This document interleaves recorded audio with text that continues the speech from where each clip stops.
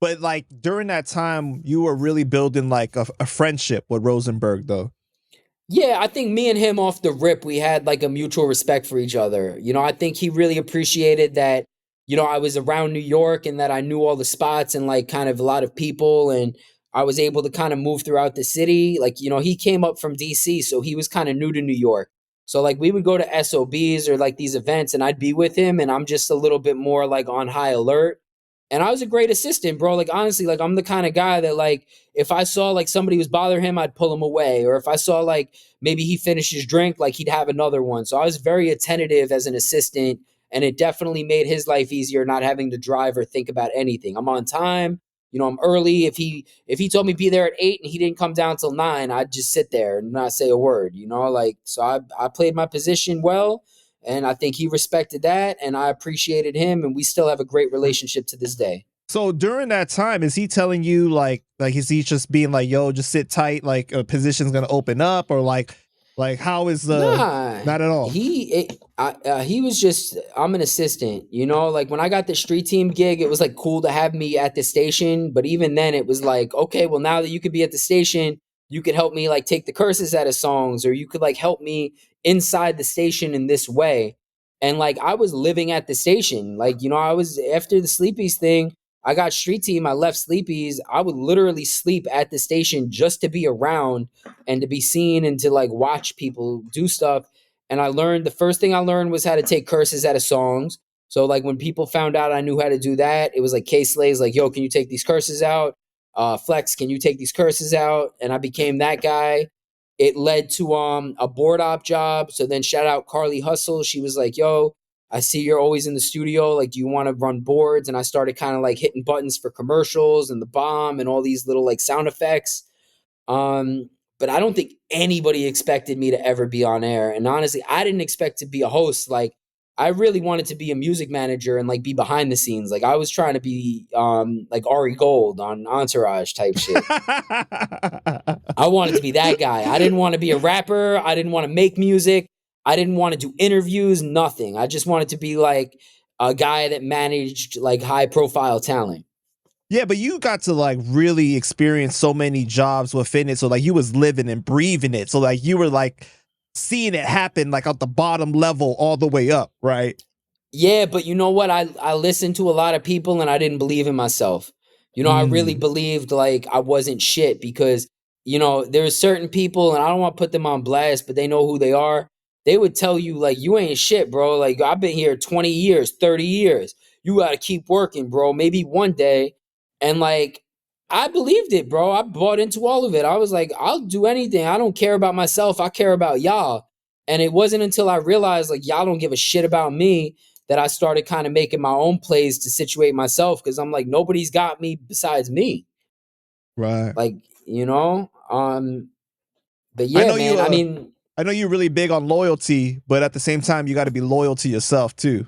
Straight up. And I wasn't. And I'll say this, like Rosenberg helped me as far as like getting me street team and this and that. But like, I don't think he even thought I would be on radio. Like I wasn't talking either. Like I wasn't being like, I'm going to be a radio host one day and like manifesting it. I was talking like, whatever y'all want me to do, whatever. Like I'll do whatever you guys need help with. And like I was really not considered a threat, and like I didn't need anybody to vouch for me, because it's like the jobs that they put me on I did well and I was happy with. So how did you eventually get on the radio then? Like how did that opportunity present itself? Well, so I've been doing boards for a while. I did boards maybe for 3 years, and at that point I'm like in maybe 26, 25, 26, something like that. And there was a girl that was working there, and like things changed at the station. Like I started at the tail end of like the golden era. Like when I came in, it was like Angie Martinez did 3 p.m. Mr. C was on the midday. Big Dennis was on doing middays with C. Siphon Rosenberg did the morning show, and Flex has been on nights forever, but it was like that was the starting lineup was like the OGs. At a point, Dennis got let go. C had left, like some drama happened with him.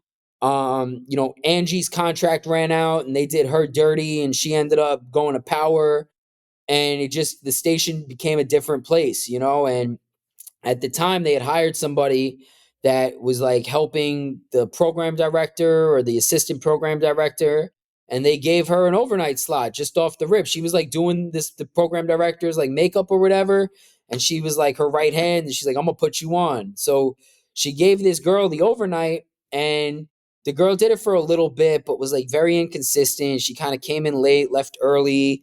She started like dating and managing a rapper, and like it just wasn't going well because you need somebody to be on point with radio. Radio is one of those things that it's like if you don't hit the button at this second, there's nothing playing, and like you lose a ton of money. If a commercial plays it, It's like the dead space, right? yeah. Like you can't have any. And if like a Right. commercial that's supposed to play at like 7 in the 7 o'clock hour, if I play a commercial at 8:01, it's like an 8:01 commercial might cost 10 grand, a 7:01 commercial might cost 20 grand. So it's like if I played it late, this company could go to the radio station and be like, oh, we heard our commercial in the 8 o'clock block. That's a $10,000 block. Why did we pay you 20 for a 7 o'clock block?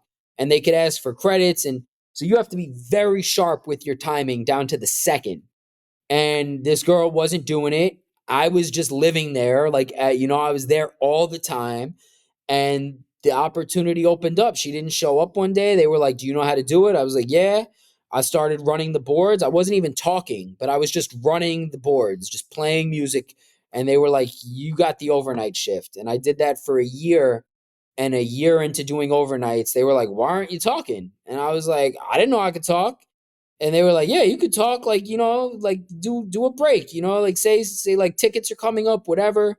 And I just kind of jumped into it like that and just kind of found myself through trial and error. That's crazy, man. Yeah, I was watching some of your old videos, and I saw like you like filming, and you was like, "Yo, this is what it's like at Hot 97," and then somebody called out for the day. I'm gonna sleep on this couch, and then I'm gonna Yeah. do it like he's like, "This is the radio life." I thought that was real dope.